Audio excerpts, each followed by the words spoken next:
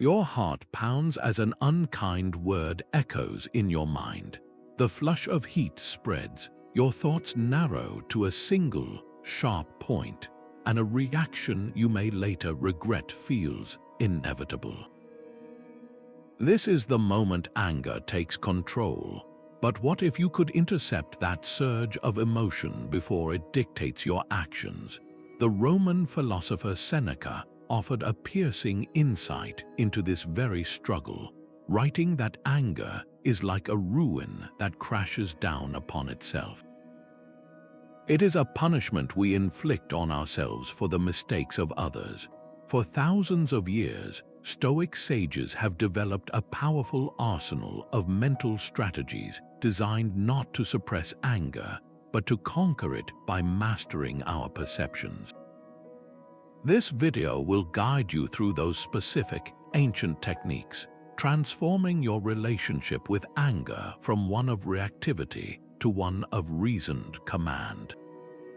You will gain a clear, actionable framework to stop anger from hijacking your decisions and peace of mind. We will explore how a simple shift in perspective can disarm rage and how preparing for frustration can make you immune to its sting. What does true control over your own reactions feel like to you? The first and most crucial strategy is to master the space between an event and your reaction. This is the pause of perception, a fleeting moment we so often overlook. The ancient teacher Epictetus offered a radical idea that forms the bedrock of Stoic practice. He said that we are disturbed not by things but by our views of them. Think about that for a moment. The traffic jam does not create your frustration. The critical comment from a colleague does not manufacture your rage. These events are neutral until your mind interprets them. It is your judgment, your internal story about what just happened, that summons the anger. The Roman Emperor Marcus Aurelius built on this, advising himself that if you are distressed by any external thing, it is not the thing itself that troubles you, but your judgment about it. And this, he noted, you have the power to revoke at any moment. Remove the judgment that you have been harmed, and the feeling of harm itself vanishes. Consider a common flashpoint like road rage. Another driver cuts you off. The event is simple, a car changing lanes. The anger erupts from the story you instantly tell yourself. That person is selfish. That person disrespected me. They are a terrible driver who deserves my fury. The anger is not in the maneuver. It is in the meaning you assign to it. What if the story was different? What if you thought perhaps that driver is panicking, rushing to the hospital, or simply made a clumsy mistake anyone could make? The event remains identical, but the anger dissolves. This is the power you hold in that pause. Can you recall a recent moment when you felt that hot surge of anger? Look past the event itself and identify the specific judgment you made.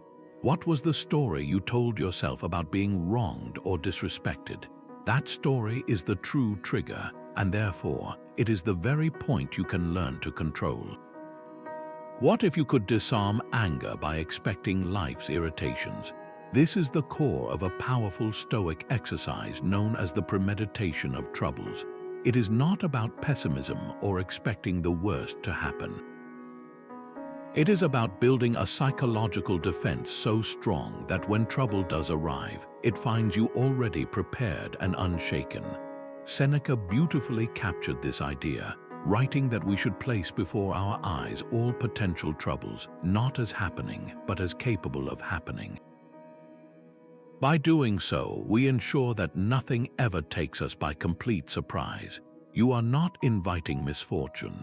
You are vaccinating your mind against the shock and fury that misfortune often brings. When an event loses its element of surprise, it also loses its power to provoke a raw, angry reaction. Think of a simple, everyday stressor like your morning commute. You know traffic is likely. You know there is a chance someone will cut you off, Most of us, however, embark on our day hoping these things will not happen. We cross our fingers and wish for a smooth ride. The Stoic approach is different. Before you even leave your home, you take a quiet moment to visualize the commute.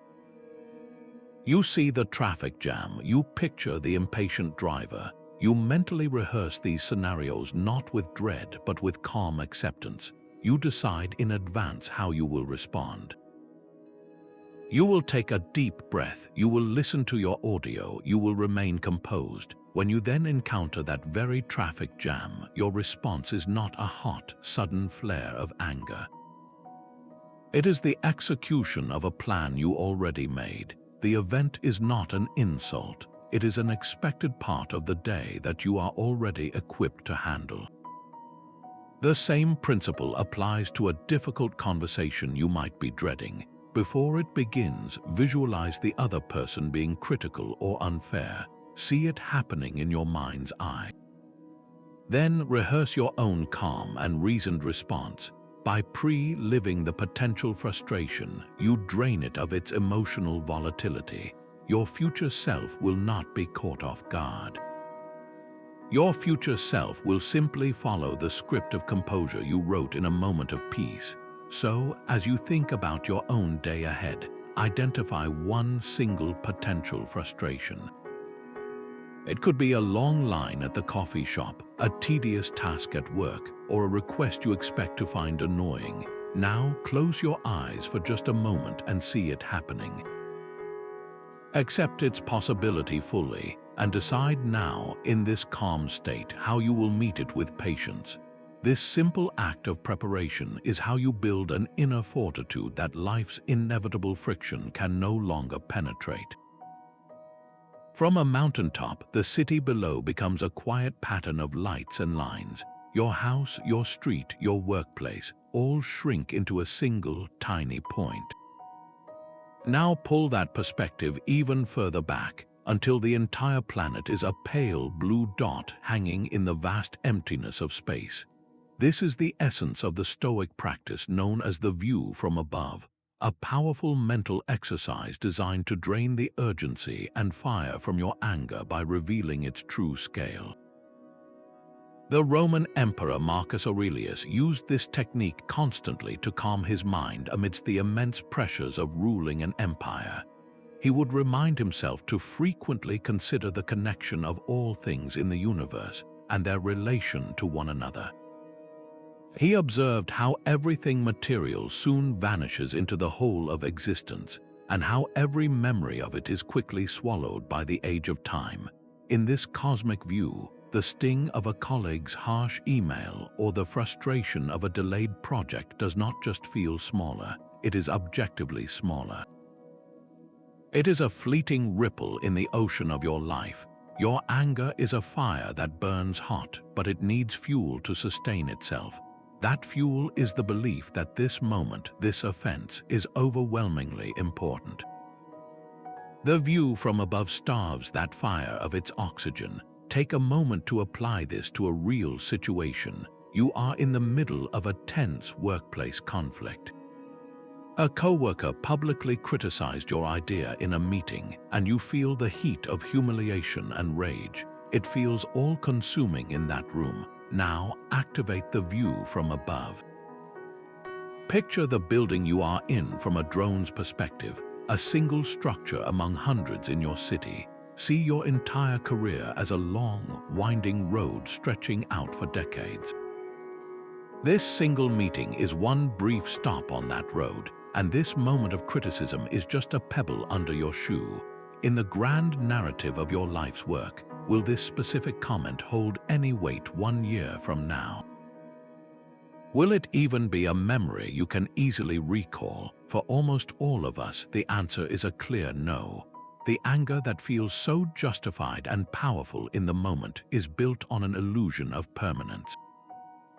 It mistakes a temporary cloud for the entire sky. The next time you feel that familiar surge before you speak or act, pause for just 5 seconds. Close your eyes and pull your mind's eye back.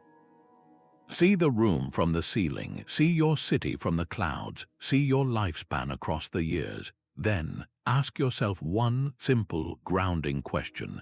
In the face of all that exists and all the time that will pass, does this truly deserve the power to command my peace? Stoicism provides a simple but profound filter for all of life's events, especially those that spark anger. It is a tool that cuts through the noise of the world and directs your energy to the one place where you have absolute authority. The ancient teacher Epictetus opened his famous manual, the Interrogating, with this foundational truth. He stated that some things are within our power, while others are not. Within our power are our opinions, our impulses, our desires, and our aversions. What is not within our power are our bodies, our possessions, our reputations, and our public offices. In essence, the only thing that is truly, irrevocably yours to command is your own mind and your chosen actions. Everything else exists in the realm of the external, the domain of things you can influence but never fully control. When you feel anger rising, this dichotomy is your first and most important question. Where does this event fall? Is it within my control or outside of it? The rude comment from a stranger is outside your control.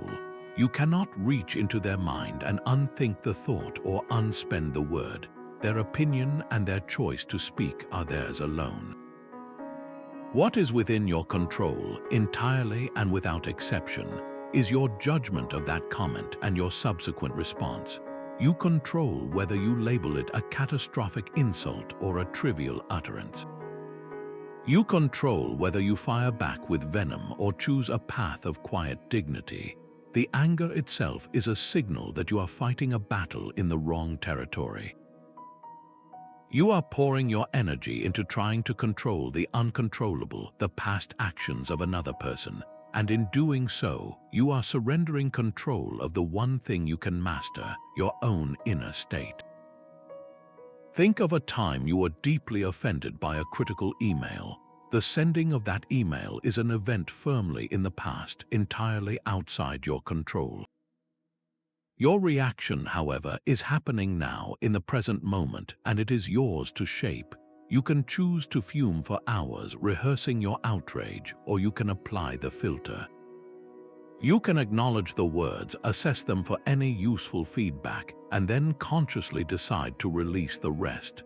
The sting of anger comes from giving an external event a key to your inner peace. The dichotomy of control asks you to change the locks. Take a moment and bring to mind 3 things that are currently bothering you. It could be a worry about your future, a frustration with a family member, or anxiety about a work project. Now hold each one up to this simple filter. Is this thing within my complete control, or is it outside of it? The weather, the traffic, the moods of others, these belong in the outside column. Your preparation, your attitude, your effort, these belong to you. This act of sorting is not passive acceptance. It is the first, most powerful step toward reclaiming your agency and disarming the anger that thrives on helplessness. What if every obstacle, every irritation was not something to rage against but to welcome? This is the heart of a powerful Stoic mindset called Amor, Fati, a Latin phrase that translates to a love of one's fate. It is the radical decision to not merely endure the events of your life, but to embrace them all as essential threads in the tapestry of who you are. The German philosopher Friedrich Nietzsche later captured this spirit perfectly when he wrote that his formula for human greatness is Amor Fati, the desire for nothing to be different, not in the future, not in the past, not for all eternity. This is not a passive surrender. It is an active, profound alliance with reality itself. Long before Nietzsche, the Roman Emperor Marcus Aurelius was living this principle, writing that a blazing fire makes flame and brightness out of everything that is thrown into it. See yourself as that fire, the cancelled plan, the traffic jam, the critical feedback. These are not hindrances to your flame. They are its fuel. When you practice Amor Fati, you perform a kind of alchemy on your anger. The event that once would have triggered a surge of frustration is now seen through a different lens. It is not an interruption of your life's plan, it is an essential part of it. Your anger was based on the story that things should be different.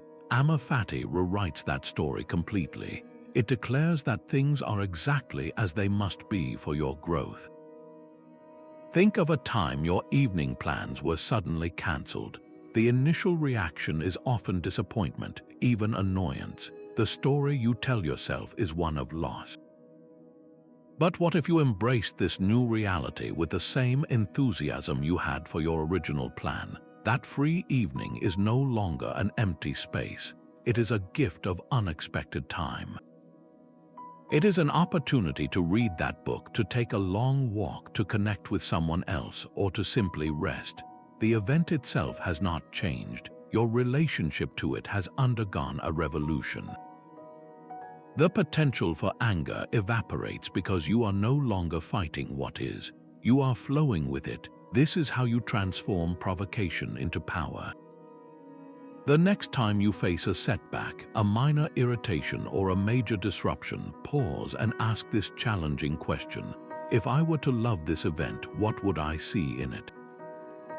What hidden door might it be opening? Cast your mind back to one recent frustration you experienced.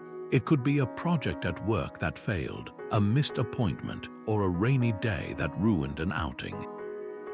Now push past the initial story of inconvenience and brainstorm just one potential benefit or lesson it contained. Perhaps the failed project taught you a valuable lesson about preparation. Maybe the missed appointment gave you a crucial moment of quiet you desperately needed. The rainy day forced you inside to finally organize that closet. When you search for the benefit, you are not pretending the event was pleasant. You are asserting your power to find purpose within it. This is the ultimate conquest of anger, not by fighting what happens to you, but by welcoming it as your teacher. Before anger takes hold, there is a critical moment where you can choose to not believe your first thought. This is the discipline of assent, the internal gatekeeper that stops a raw impression from becoming a full-blown emotional reaction. The Stoics understood that our minds are constantly bombarded with initial interpretations of events, and these impressions are often deceptive, colored by our biases and past hurts. The skill lies in learning to meet these impressions with a healthy skepticism, to create a pocket of space where reason can step in before you give your mental consent. Your first thought is rarely your best thought. It is simply your fastest and most automatic one. Epictetus laid out this process with stunning clarity, teaching that an impression does not become a fact for you until you assent to it, until you stamp it with your own approval and say, "This is true." The impression itself, the initial flash of feeling offended or threatened, is not within your full control. It appears like a notification on the screen of your mind. But your assent, your choice to click on that notification and believe its message, that power belongs entirely to you. Think of a time you received a brief, terse email from a colleague.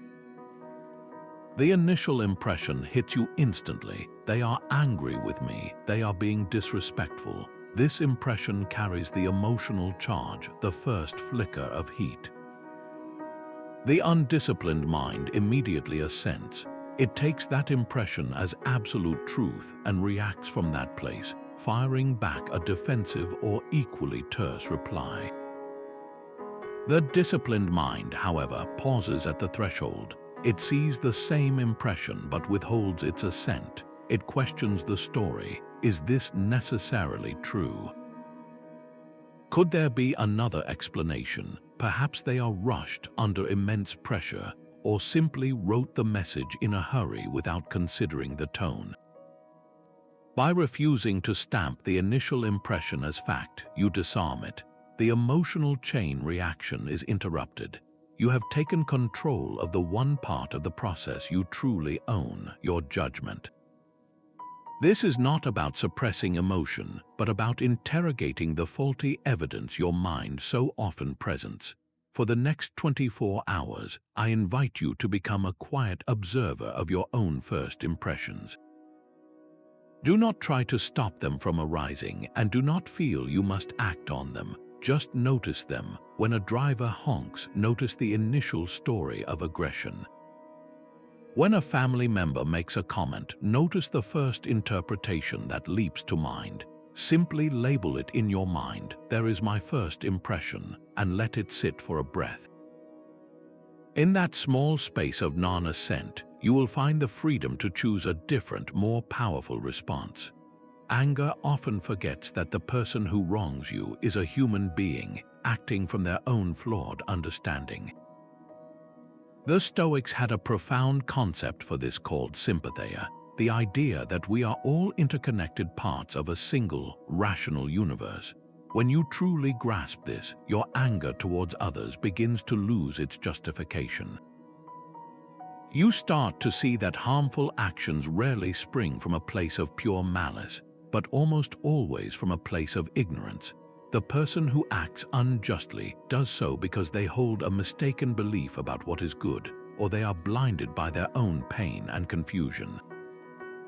Marcus Aurelius constantly reminded himself of this in his private writings. He would say that when people act against you, it is because they believe it is the right thing to do. They are mistaken, of course, but to be angry with them is as pointless as being angry with a stone for falling. The stone follows its nature, and the person follows their own flawed judgment. To expect otherwise is to fight reality itself. This perspective does not ask you to excuse harmful behavior, but to understand its source. Understanding disarms the personal sting. That driver who cut you off is not a villain targeting you personally. They are likely a fragment of a person consumed by their own rushing thoughts, anxieties, or distractions. They are acting from a limited perspective, unaware of you as a full human being with your own journey. Your anger wants to see a malicious actor, but Sympatheia reveals a fellow human who is simply lost in their own internal storm. Your task is not to join them in that storm, but to remain anchored in your own reason. Think of someone in your own life you feel a lingering resentment towards. It could be a coworker who took credit for your idea or a family member who made a hurtful comment. Now, for just a moment, try to step into the cramped room of their understanding.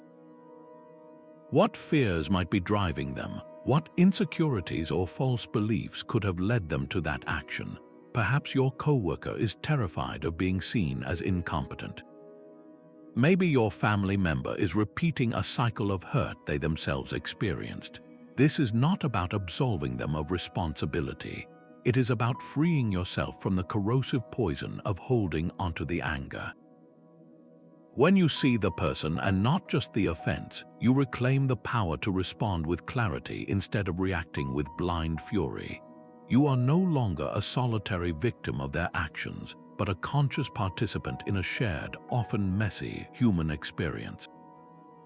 Remember the ancient wisdom: no emotional state, however intense, is permanent.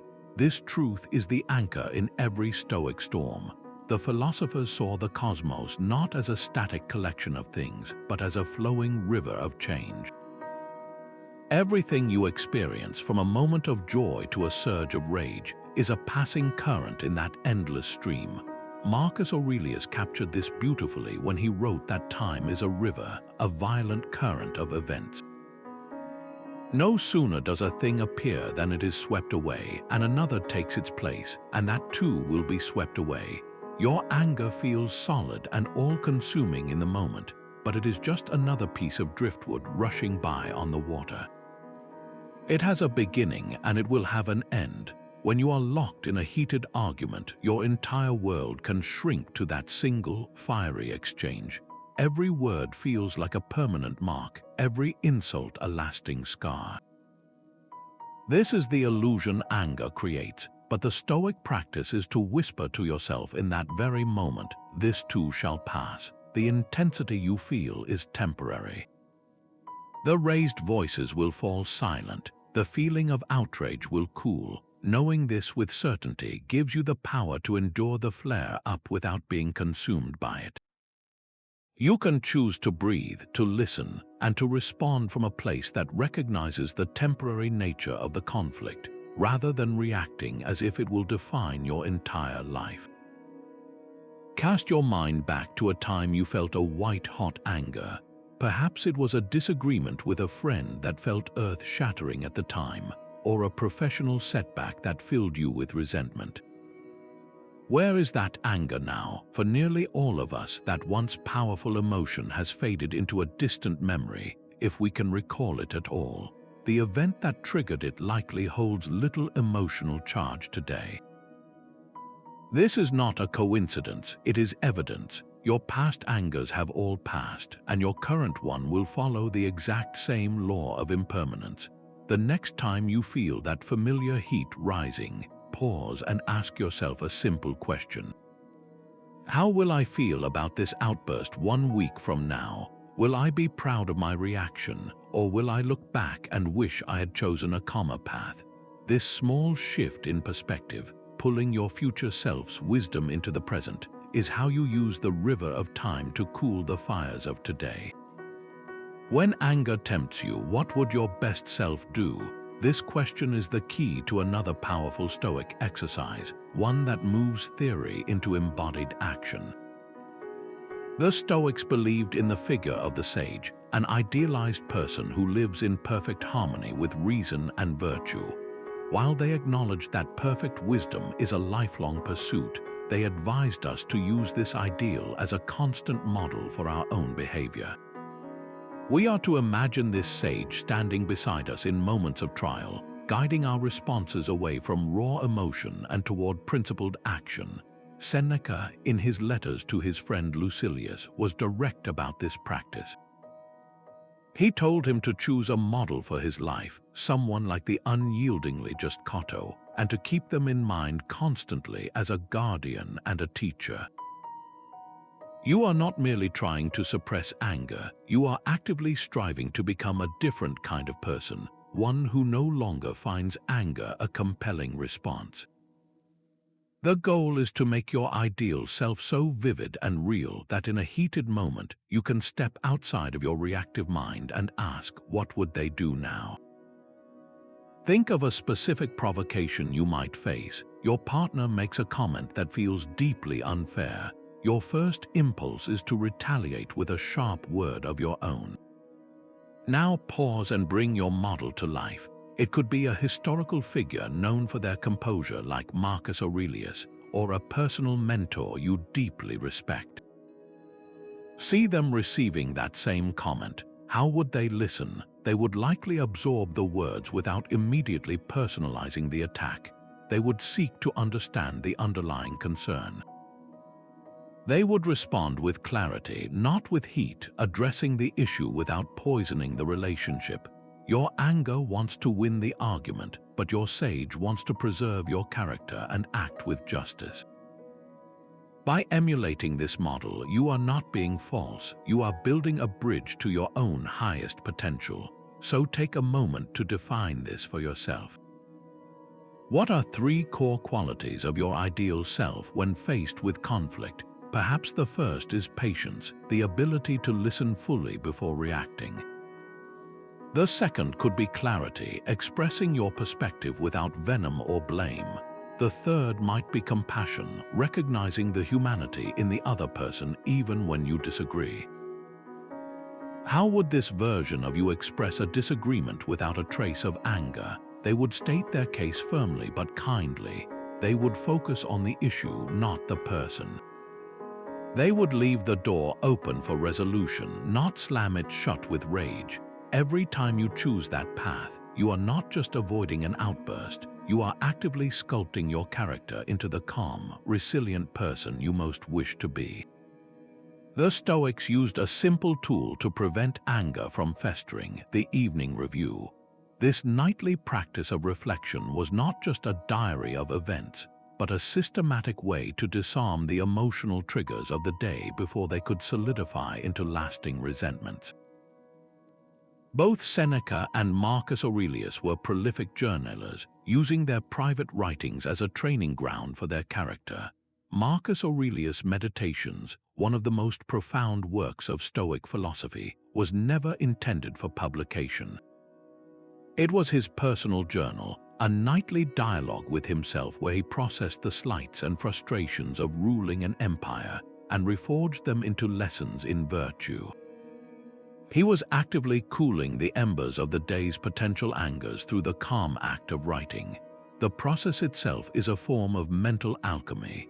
You take the raw, hot experience of irritation and transform it on the page into a cool object of study. You are no longer a victim of the emotion. You are a scientist observing its causes and effects. This creates a crucial psychological distance, allowing your reasoning mind to regain its seat of authority.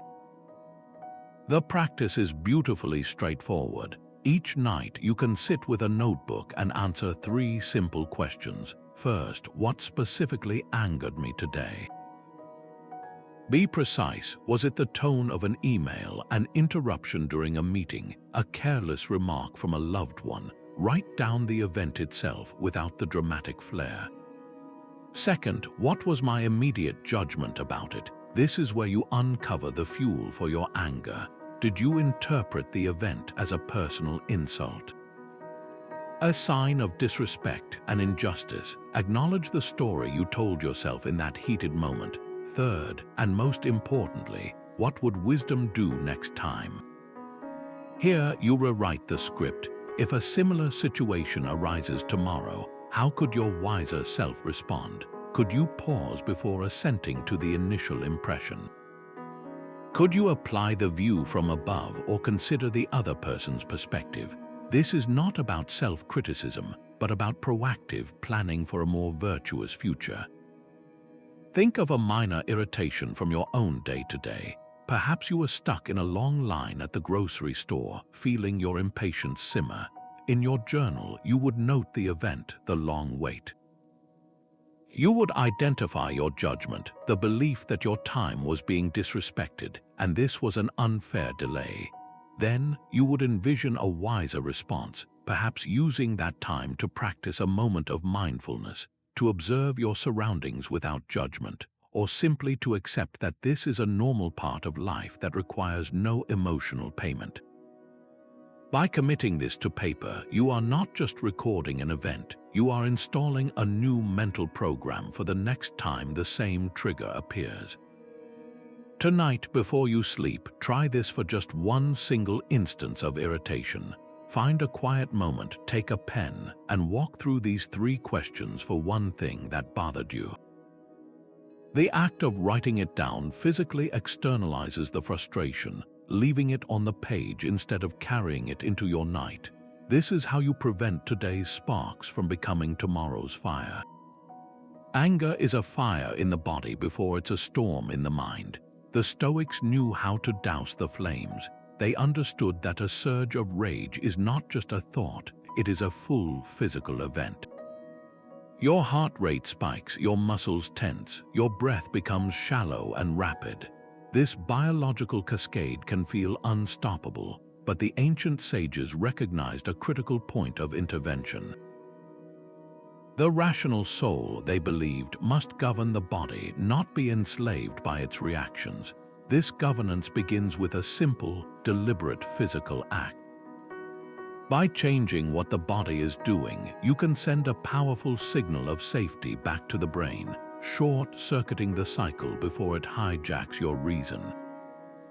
The Roman philosopher Seneca observed that the first blows of anger are the most telling, and it is a contest to see if reason can overtake this initial rush. The body is the battlefield, and your breath is your first and most loyal ally. Before you formulate a single word in response to a provocation, take one slow, deliberate breath. This is not just a cliché, it is a physiological reset. A deep, controlled inhale and a longer, slower exhale activates the body's parasympathetic nervous system, the very mechanism designed to counter the stress response.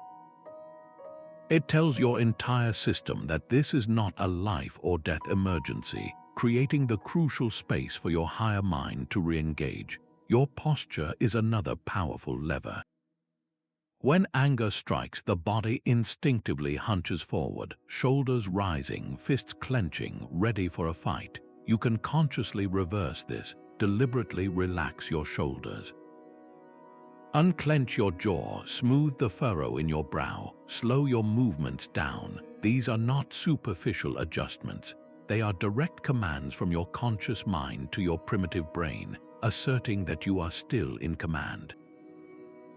The goal is to break the physical feedback loop where a tense body convinces the mind the threat is real, which in turn makes the body even more tense.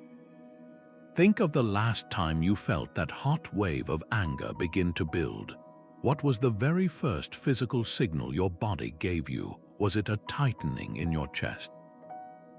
A clenching of your fists, a heat rising in your face? That sensation is your early warning system. Now pair that specific cue with a simple, calming physical action.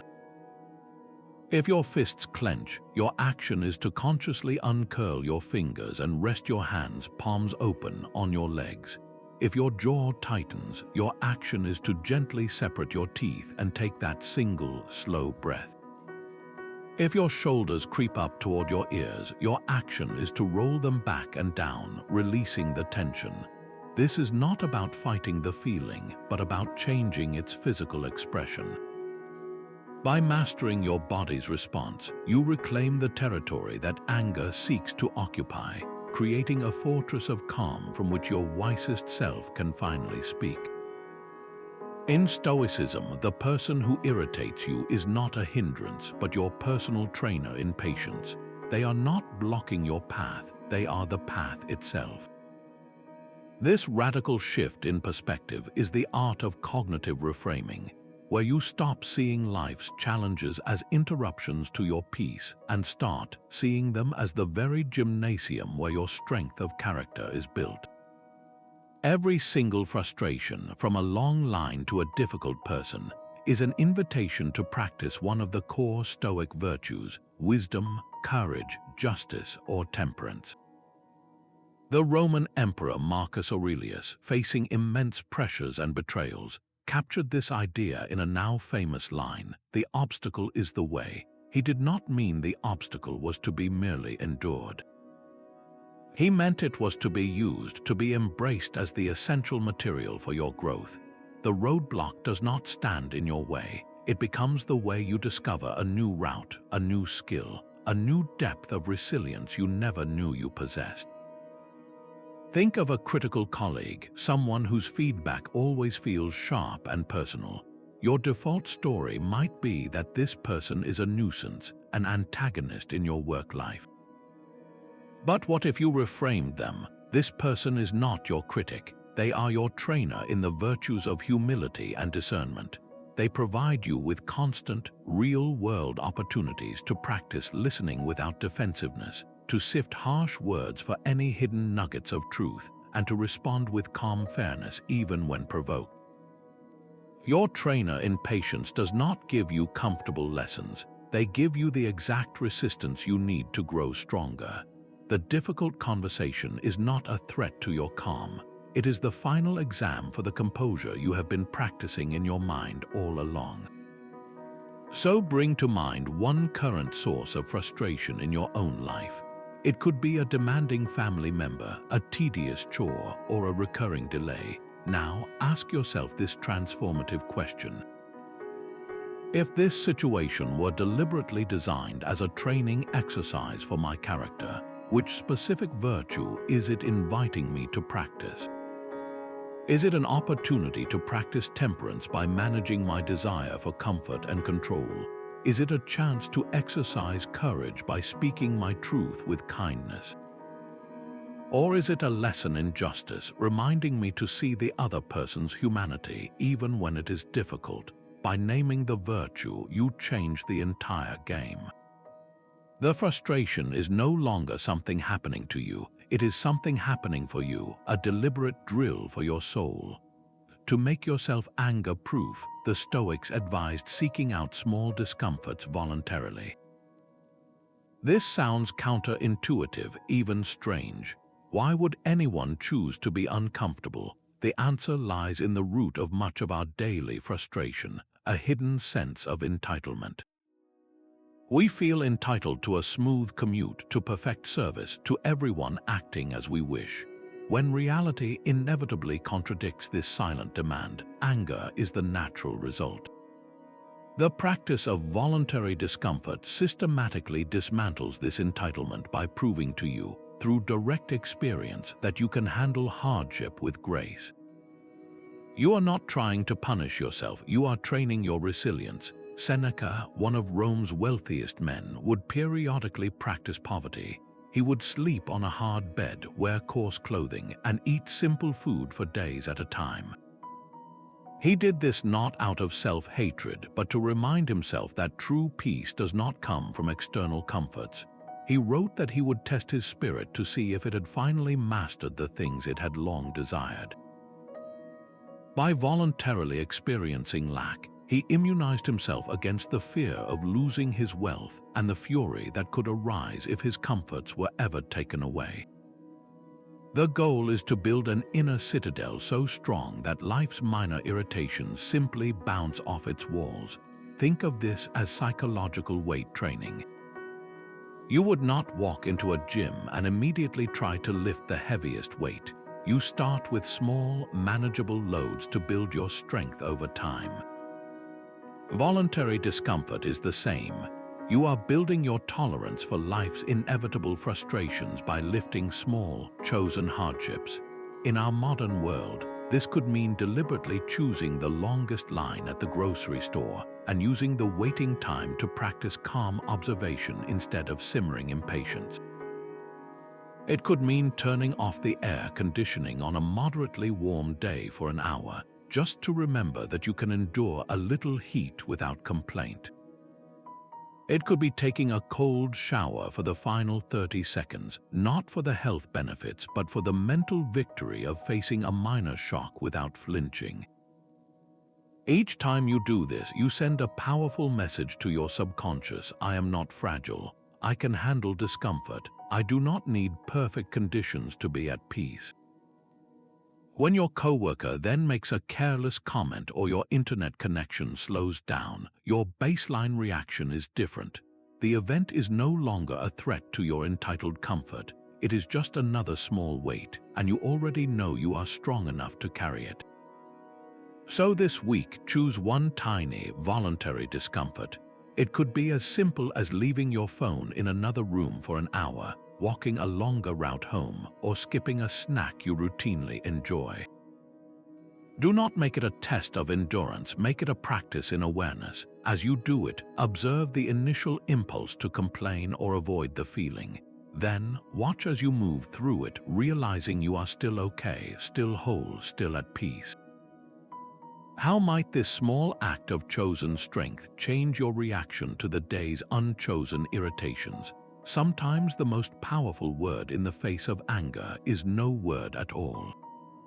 This is not a passive surrender, but a tactical choice, a disciplined pause that creates a fortress of calm around your judgment. When you feel the sharp sting of a provocation, the immediate impulse is to fire back, to defend, to correct the perceived injustice with a torrent of words. But in that heated exchange, you are not speaking, your anger is speaking for you. Choosing silence is how you reclaim the microphone.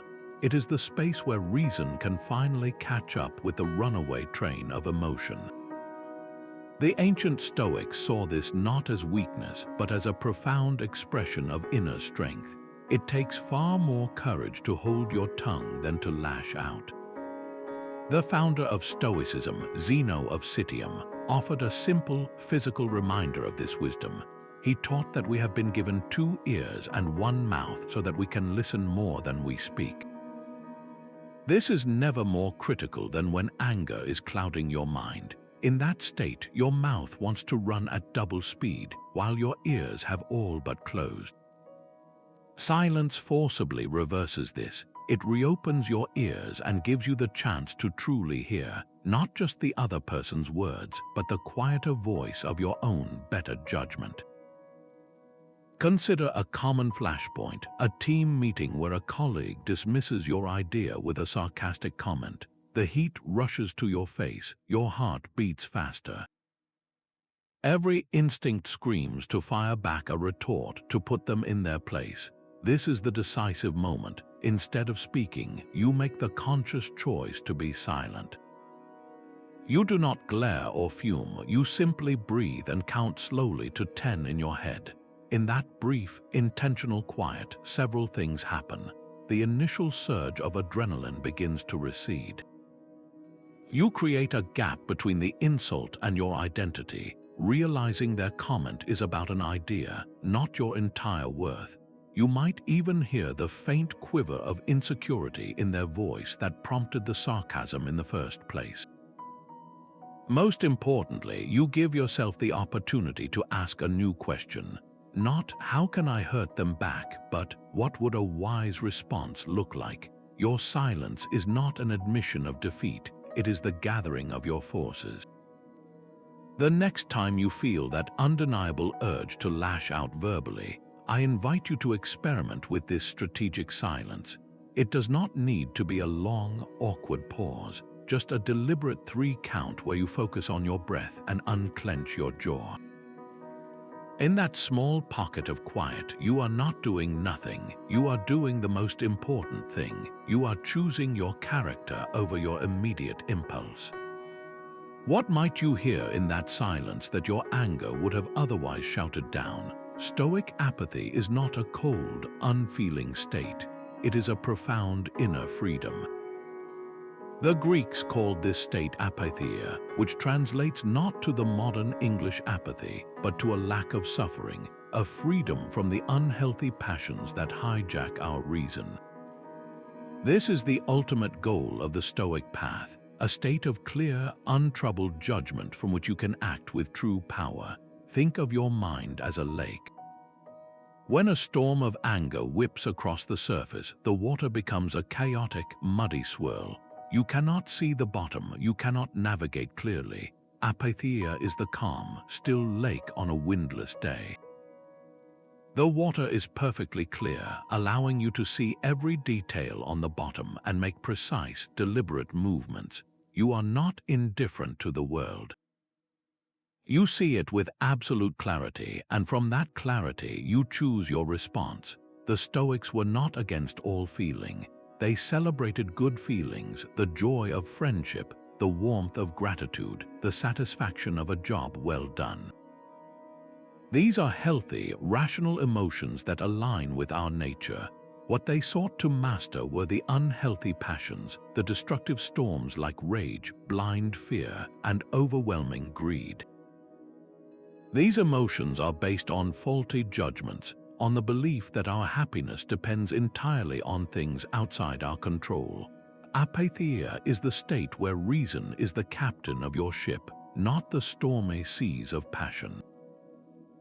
This is the very foundation of eudaimonia, that deep sense of human flourishing and fulfillment the Stoics saw as the purpose of life. You cannot flourish when you are constantly at the mercy of your own turbulent reactions. True happiness is found in the stable ground of a mind that cannot be so easily shaken. Consider a practical example. Your neighbor plays loud music late into the night, disturbing your sleep. The passionate, reactive response is to storm over and pound on their door, your face red, your words sharp with fury. This is anger in control. The outcome is almost always a defensive argument, a slammed door, and a lingering feud. Now contrast this with a response born from apathy. You feel the initial irritation, but you pause. You refuse to let that feeling dictate your actions. The next day, you approach your neighbor calmly. Your voice is firm but level. You state the problem clearly without accusation. You say, "I have difficulty sleeping when the music is loud after 10 p.m. Would you be willing to keep it down? You are not indifferent to the problem. You are addressing it directly, but you are doing so from a place of calm determination, not blind rage. The issue is far more likely to be resolved, and you have preserved your own peace in the process. So take a moment to reflect on a recent injustice you faced, large or small. What is the tangible difference between not caring about the situation at all and addressing it from a place of Stoic apathy? One is a surrender of your power, a passive acceptance of wrongdoing. The other is the most powerful form of engagement, where your calm clarity becomes your greatest asset in making things right. When anger flares, become a detective of your own mind. Ask the most important question in that heated moment: what story am I telling myself right now? This is the art of self-interrogation, a powerful Stoic practice that traces its roots back to Socrates, who famously declared that the unexamined life is not worth living. The Stoics adopted this relentless curiosity, turning it inward to dissect the very foundations of their anger. Your rage is never just about the event itself. It is always about the invisible script you are writing in your mind, a script filled with demands and assumptions about how the world should be. The moment you feel that familiar heat, your inner detective must step in. The primary piece of evidence is your initial judgment, and your first task is to cross-examine it. Listen for the absolute, inflexible demands your mind is making. This should not be happening. They must not treat me this way. This is unfair. These are the irrational beliefs that pour fuel on the emotional fire. They are commands you are issuing to reality, and when reality disobeys, as it often will, your only available response is fury. Your anger is a signal that you are at war with what is true. Consider a friend who is 20 minutes late for your lunch meeting. You are sitting alone at the table, checking your phone, feeling the irritation build. The event is their lateness. The story you are telling yourself, the one that sparks the anger, is likely something like this: they are being disrespectful of my time. If they valued our friendship, they would be here. This should not be happening. The self-interrogation begins by challenging each of these assumptions. Is their lateness definitively a personal insult? Could there be a dozen other, more likely explanations, like unexpected traffic, a last-minute work crisis, or a simple miscalculation? Is my demand for perfect, military-grade punctuality from everyone a reasonable standard for the messy, unpredictable world we live in? By questioning the story, you expose its flimsy foundations. You realize your anger is not a necessary reaction to their lateness, but a choice to cling to a rigid and possibly false narrative. In the heat of your next provocation, you can use a simple set of questions to reclaim your reason. First, is this event within my control? Their actions are not, but your response is entirely yours to command. Second, and this is the detective's core work, is my initial judgment necessarily true? What solid evidence do I have for this story of intentional disrespect or malice? Could another, more charitable interpretation be just as plausible? Finally, move from analysis to action with the most empowering question of all: what is the virtuous response here? What would wisdom and character look like in this situation? This shifts your focus from blaming the other person to architecting your own nobility. The goal is not to win an argument, but to win a victory over your own chaotic impulses. So the next time you feel that hot surge, pause and open this mental notebook. Interrogate the story, test the evidence, and choose the response that builds your character instead of burning your peace.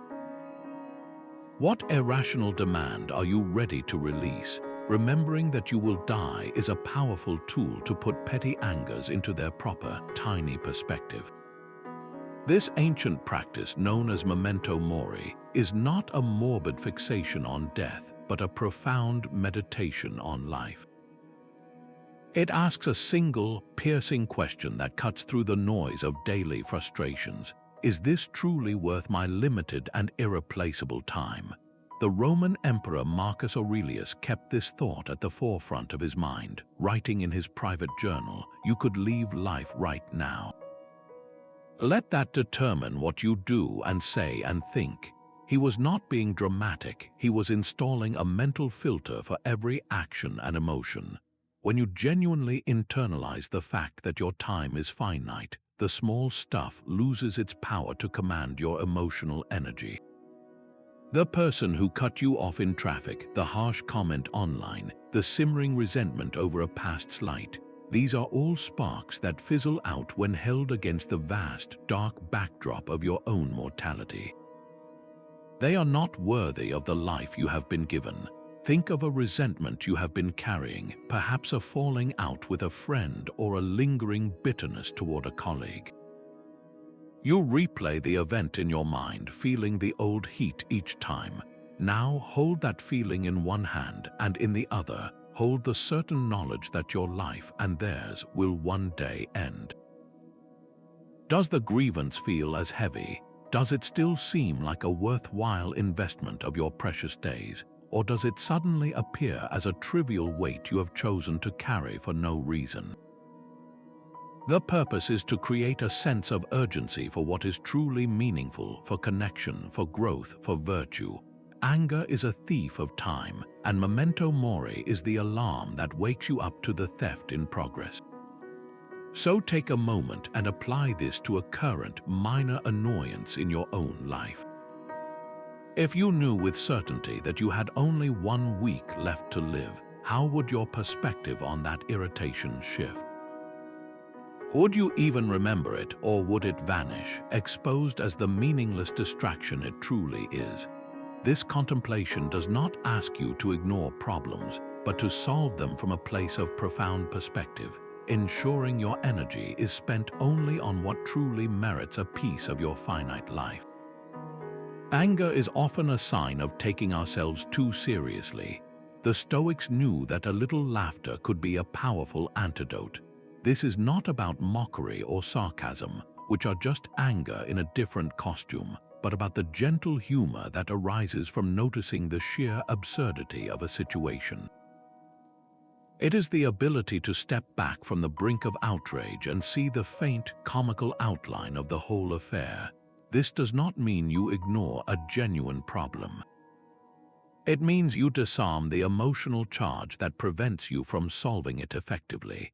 When you can find the humor, you prove to yourself that the situation has not truly overwhelmed you. Your perspective is still your own. The Roman philosopher Seneca, who wrote extensively on anger, understood that a balanced soul could see the lightness in life without diminishing its gravity. This connects directly to the core Stoic virtue of not being overly attached to externals, including our own sense of dignity. Anger often screams, "My honor has been attacked, my importance has been ignored." Humor quietly whispers, "Is that so? Is your sense of self so fragile that a clumsy comment or a minor inconvenience can shatter it?" When you can laugh at the situation, you are declaring that your inner worth is not on the line. Imagine you are rushing to an important meeting and you spill coffee down the front of your clean, white shirt. The immediate reaction might be a surge of frustration and anger at your own clumsiness, at the universe for its terrible timing. You could stew in that feeling, allowing it to color your entire mood for the meeting. Now try a different approach. Look at the stain, see its ridiculous splattered shape. Make a quiet, internal comment to yourself, like, "Well, this is a bold new fashion statement," or, "Of course, I wanted to wear my coffee today." This small, internal shift does not change the fact that you have a stain. It changes your relationship to the fact. The problem moves from a catastrophe that demands anger to a simple, slightly amusing obstacle to be managed. The next time you feel that hot wave beginning to build, give yourself a single, simple challenge. Before you speak or act, scan the situation for just one mildly humorous aspect. It does not have to be laugh out loud funny. It just needs to be a slight crack in the wall of your seriousness. Is the person yelling using a strangely high-pitched voice? Is the situation so convoluted it feels like a scene from a silly play? Did you just become a perfect caricature of an angry person, fists clenched and face red? Find that one small thing and acknowledge it, even if only to yourself. In that moment of noticing, you have already created the space for a different, more graceful response to emerge. Shift your goal from winning the argument to acting with integrity, and you disarm a primary source of anger. This is the profound reorientation that Stoicism offers, moving your focus from the unpredictable external world to the one domain you truly govern, your own intentions and efforts. Anger so often ignites when we tether our sense of success and self-worth to an outcome we cannot command. We want the other person to apologize, the world to be fair, the project to be a success. When reality refuses to comply, we feel cheated and enraged. The solution is not to want less, but to want differently, to set goals based entirely on your own virtue and action. The ancient teacher Epictetus offered a perfect analogy for this mindset. He compared the wise person to an archer. The archer's goal is not to hit the target. That final outcome depends on factors outside his control, a sudden gust of wind, a twitch in the bowstring, pure luck. His true goal, his only real responsibility, is to take careful aim, to execute the shot with all the skill and focus he possesses. His success lies in the quality of his effort. Whether the arrow hits the bullseye or flies wide is a secondary concern, a preferred outcome but not the source of his inner peace. He can walk away from the range with his head held high, having succeeded in the only thing that was ever his to accomplish. Now apply this to a high-stakes modern scenario, a job interview. If your goal is to get the job offer, you are setting yourself up for potential frustration. The final decision rests with the hiring committee, the whims of the market, the qualifications of other candidates, all factors firmly outside your control. You can be the most qualified person in the world and still not get the offer. If you attach your happiness and self-esteem to that result, a rejection will feel like a personal failure, a justification for anger or despair. But if you reframe your goal as an internal one, everything changes. Your new objective is to be thoroughly prepared, to listen attentively, to articulate your thoughts clearly and honestly, and to represent your skills with integrity. This goal is 100% within your power. You can walk out of that interview having achieved a resounding success, regardless of the phone call you receive next week.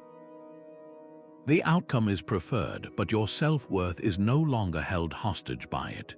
This principle transforms every interaction.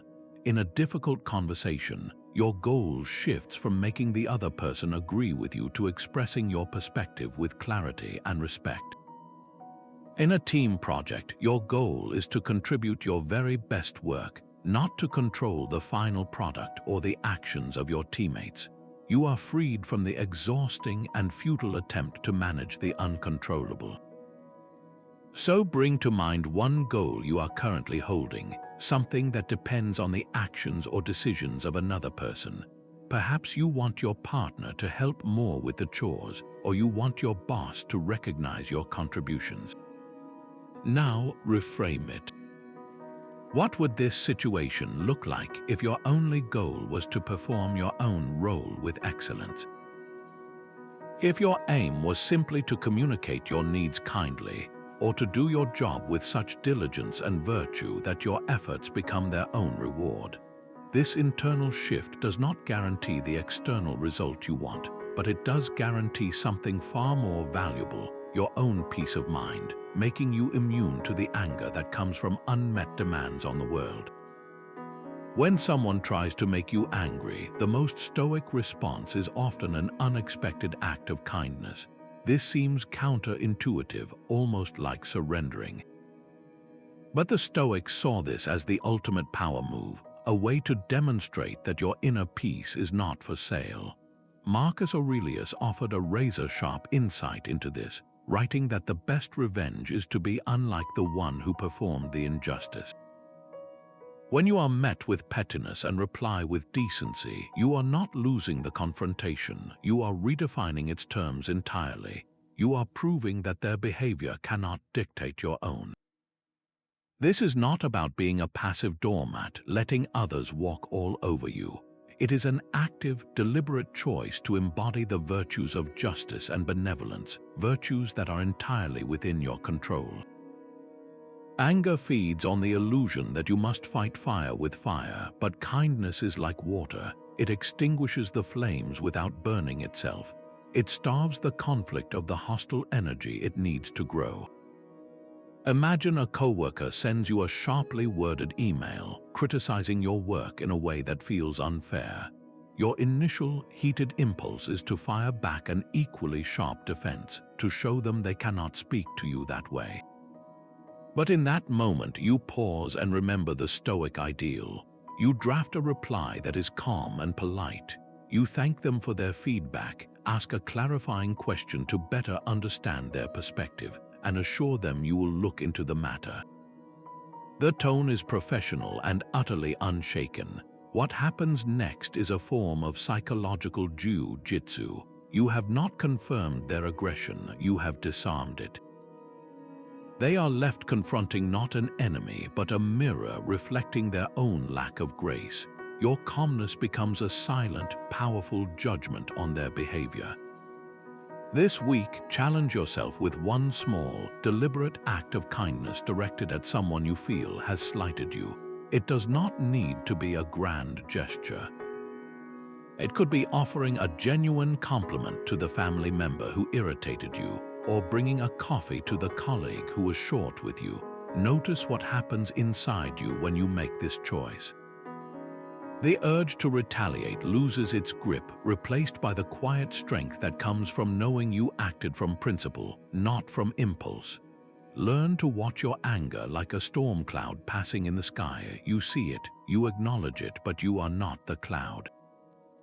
This mental separation is a profound skill, a form of mindfulness that the Stoics practiced to protect their inner citadel. They understood that the first spark of anger is not the problem. The true danger lies in the moment you fuse with it, when the feeling becomes your entire identity. The ancient Stoics referred to our core self as the hegemonikon, the ruling faculty. This is the part of you that can step back and observe the chaotic weather of your emotions without being consumed by the storm. It is the calm, central intelligence that watches the passion of anger arise, recognizes it for what it is, and decides whether to give it fuel or let it dissipate. Your anger is an event happening within you, not the essence of who you are. The moment you shift from saying "I am angry" to the more detached observation "anger is present," you create a critical gap. In that space, your power of choice is restored. You are no longer a passenger on a runaway train of emotion. You are the station master who can decide whether to let it depart. Think of a time you felt a sudden, sharp irritation. Perhaps someone interrupted you while you were speaking. The initial heat is automatic, a biological and mental reaction.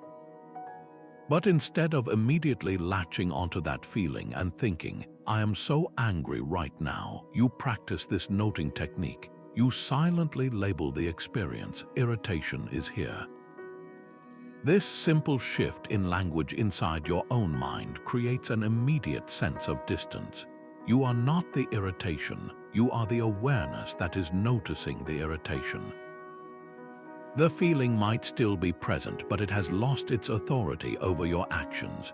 You can now choose to take a breath, to listen, or to respond calmly, all because you stopped confusing the temporary weather for the entire sky.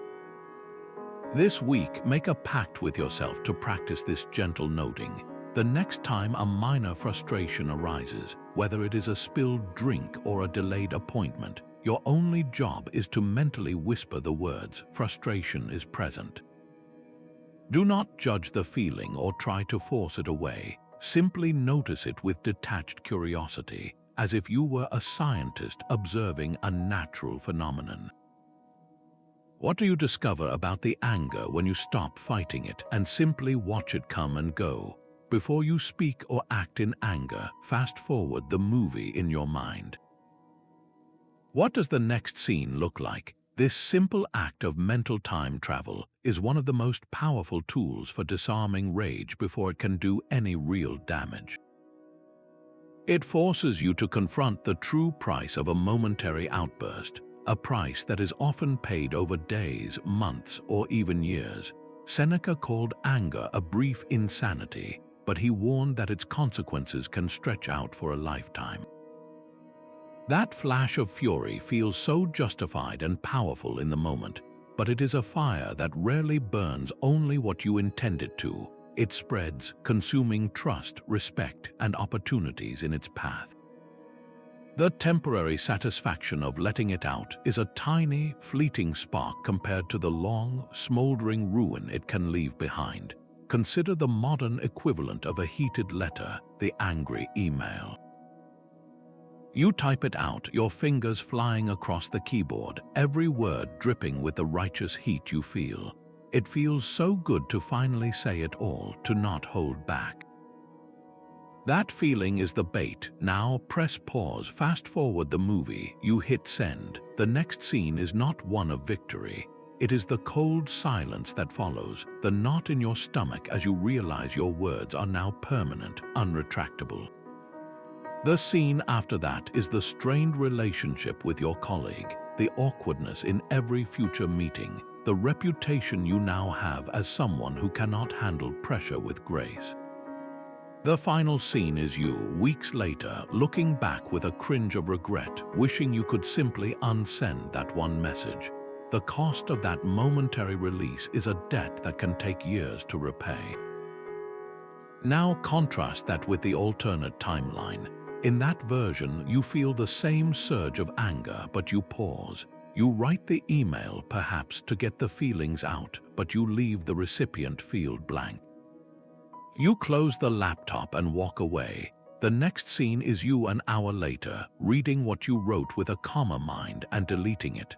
The final scene is a relationship preserved, your dignity intact, and a problem that can still be solved through dialogue, not demolition. Cast your mind back to a time you acted on your anger. It could have been a sharp word to a loved one, a slammed door, a decision made in frustration. Make a quick mental list of the consequences. Was there a lingering tension, a loss of trust, a missed opportunity for connection?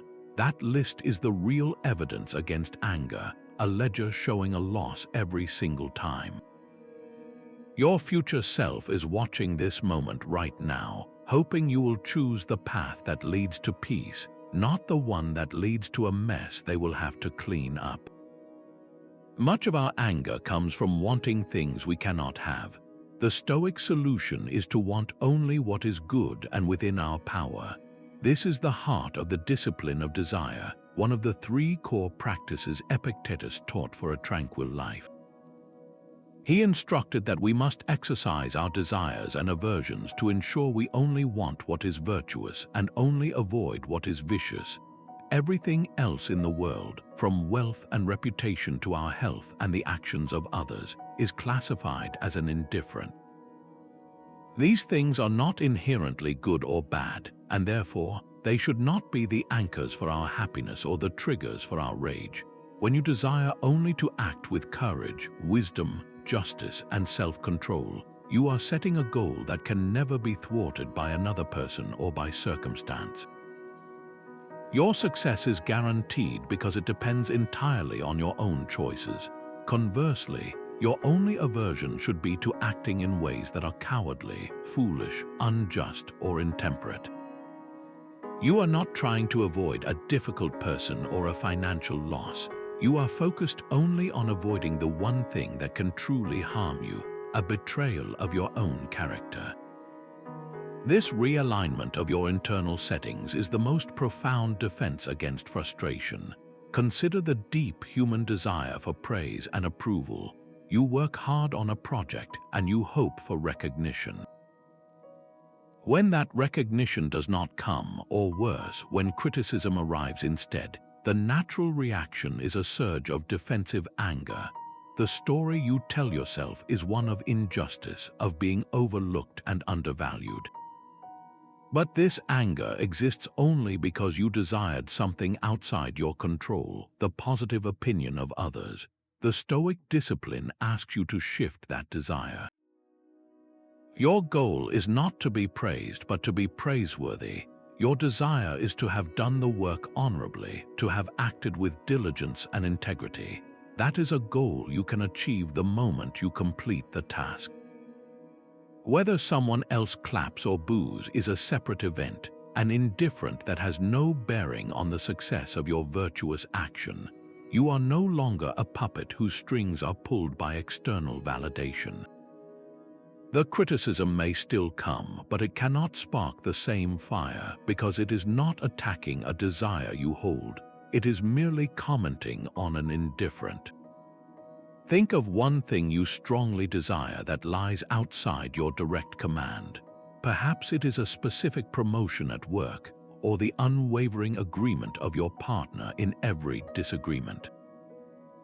Now reframe that desire. Instead of wanting the promotion, which depends on a manager's decision, shift your desire to the virtuous action of pursuing it. Your true goal becomes to work with such excellence and dedication that you are worthy of the role. This is an aim you can fulfill regardless of the outcome. Instead of wanting your partner to always agree, shift your desire to communicating your perspective with patience and respect. You succeed in your goal the moment you speak with kindness. This internal shift does not make you passive. It makes you powerful, freeing you from the constant frustration of a world that refuses to obey your every wish. What external desire are you ready to transform into an internal commitment to virtue?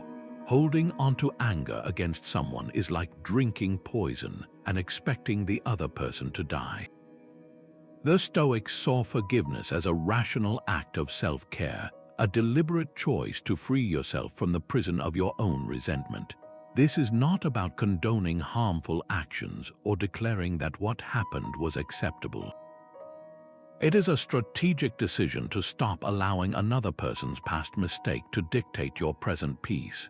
When you refuse to forgive, you are the one who continues to carry the weight of the offense long after the event is over.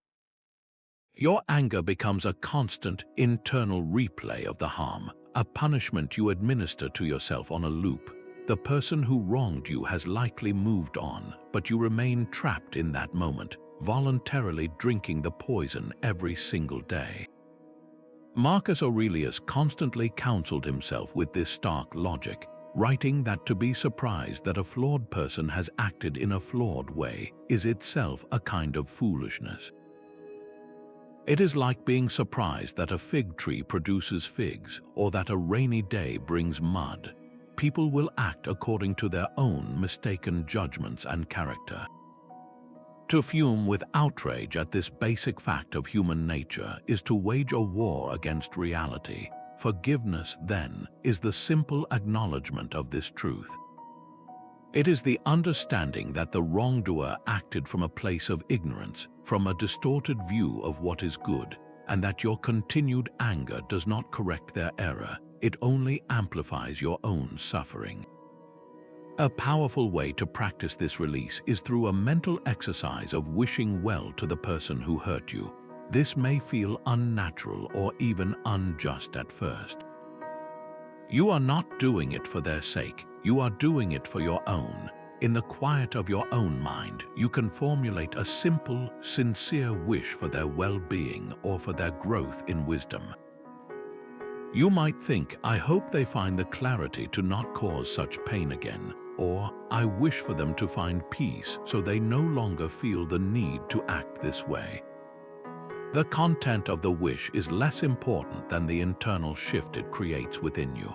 The moment you sincerely wish them well, you feel the chains of your resentment begin to loosen. You are no longer their victim, you are the architect of your own emotional freedom. To make this abstract practice tangible, try writing a letter of forgiveness that you never intend to send. Take a piece of paper and write to the person you resent. Detail the hurt, pour out the anger, and then, consciously, write the words of release. Explain that you are letting this go not for them, but for yourself, because you deserve to be free. Describe the specific ways your anger has poisoned your own thoughts and days. Then, as you conclude, wish them well in their journey. The act of writing physically externalizes the burden, taking it out of the swirling chaos of your mind and placing it onto a page you can then set aside. As you write, feel the weight lifting from your shoulders, not because the past has changed, but because your relationship to it finally has. Conquering anger is not a final destination you reach, but a path you walk each day.